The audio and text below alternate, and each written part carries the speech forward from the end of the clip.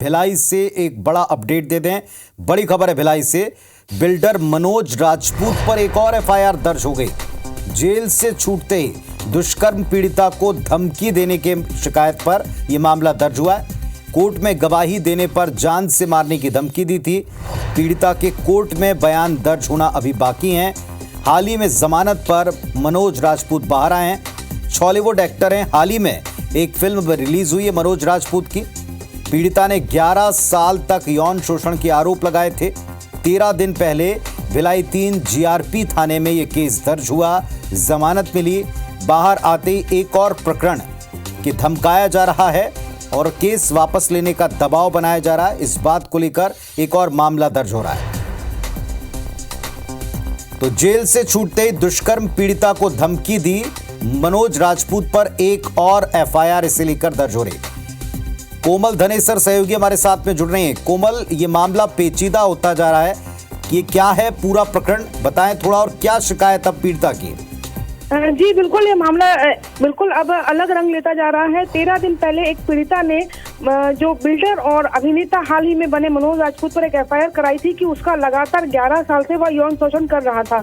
और जिस वक्त उसने पहली बार उसके साथ जो शोषण किया तब वो नाबालिग थी, तो उसमें कई धाराओं में मामले भी दर्ज हुए थे और उस आधार पर मनोज राजपूत को जेल भी हुई। लेकिन फिलहाल जमानत से 2 दिन पहले ही जेल से बाहर आए हैं और पीड़िता ने अब दोबारा सेक्टर 6 कोतवाली थाने में मामला अब यह दर्ज कराया है कि मनोज राजपूत ने उसे जान से मारने की धमकी दी है। क्योंकि कोर्ट में 164 धारा के तहत पीड़िता का बयान दर्ज होना है और अब बयान अब तक दर्ज नहीं हो पाया है।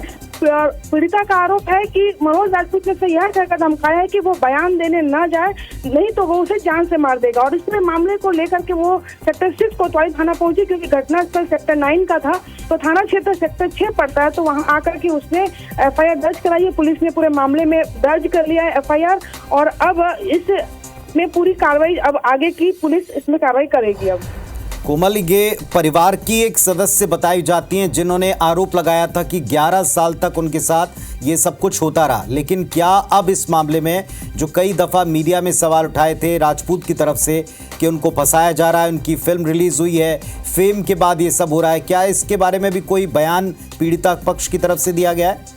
पीड़िता पक्ष की ओर से अभी तक कोई बयान नहीं आया है, लेकिन लगातार जो इसमें आरोप लग रहे हैं कि पीड़िता उसके बहन लगती है रिश्ते में, और चूंकि घर में आना जाना था तो मनोज राजपूत का कहना है कि पीड़िता की पढ़ाई से लेकर के सारे खर्च उसने लगातार कई वर्षों तक उठाए हैं। क्योंकि उसकी बहन थी, मदद करना उसका फर्ज था, क्योंकि उनके पिताजी ने उस वक्त मदद की थी जब वो किसी लायक मतलब कम थे और उस वक्त उसमें सक्सेस उनके पास नहीं थी। तो गरीबी के दिनों में उनके पिता का साथ दिया था पिता ने, तो इस वजह से वो लगातार मदद कर रहे थे। पर जिस तरीके से उसके पिता ने अब रिटायरमेंट के बाद में एक बड़े बिजनेस में इन्वेस्टमेंट की बात कही, तो मनोज राजपूत ने मना कर दिया। उसके बाद ये सारा मामला सामने आ रहा था।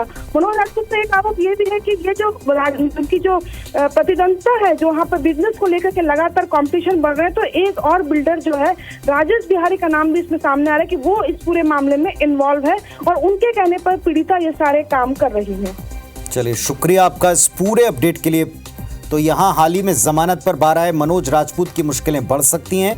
पीड़िता का एक और गंभीर आरोप है कि मामला दबाने और वापस लेने के लिए उनको धमकाया जा रहा है। दुष्कर्म पीड़िता ने धमकी देने की भी शिकायत की।